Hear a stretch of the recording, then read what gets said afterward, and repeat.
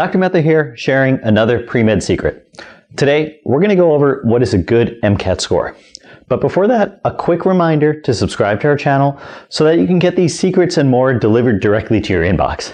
Imagine just waking up to another pre-med secret or an MCAT mnemonic. You'll be a pre-med guru before you know it. Also, be sure to drop us a comment below if you have any questions or just want to say hi. Now, let's get into it.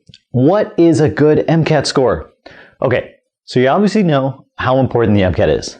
Along with the GPA, it's really one of the main things that will get you in or keep you out of medical school. The MCAT changed in 2015 to be scored from a 472 to a 528. Why did they choose these numbers? I actually have no idea. But for those of you that are good at math, you'll see it's actually the same scoring scale as the old MCAT, which was from a 1 to a 45.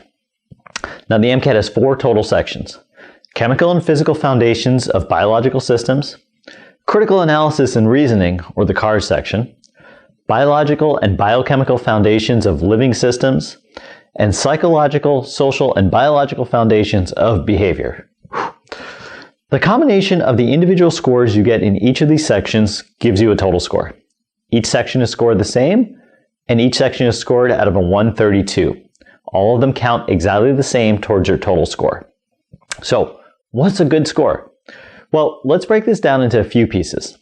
The first thing to keep in mind is that 60% of people who apply to med school don't get in.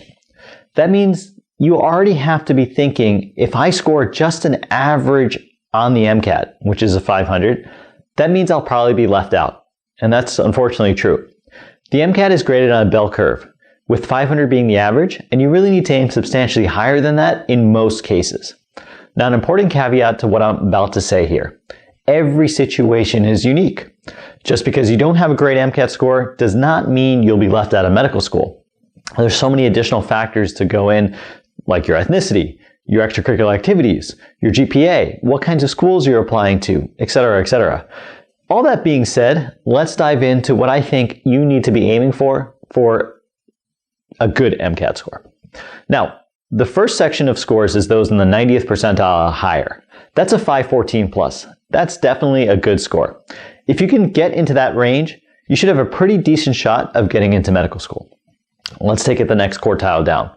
You're looking at 75th percentile scores or higher. That's a 508 to 513. This is a floor of probably what I would consider a good MCAT score. If you can get a 508 or higher, then you'll have a chance of getting into a lot of medical schools.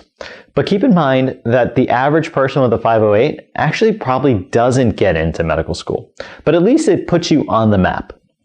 Now, looking at those who score above the 50th percentile or somewhere around a 500 to 507, now we're starting to get into the territory of an average MCAT score. And remember, the average applicant doesn't get into medical school.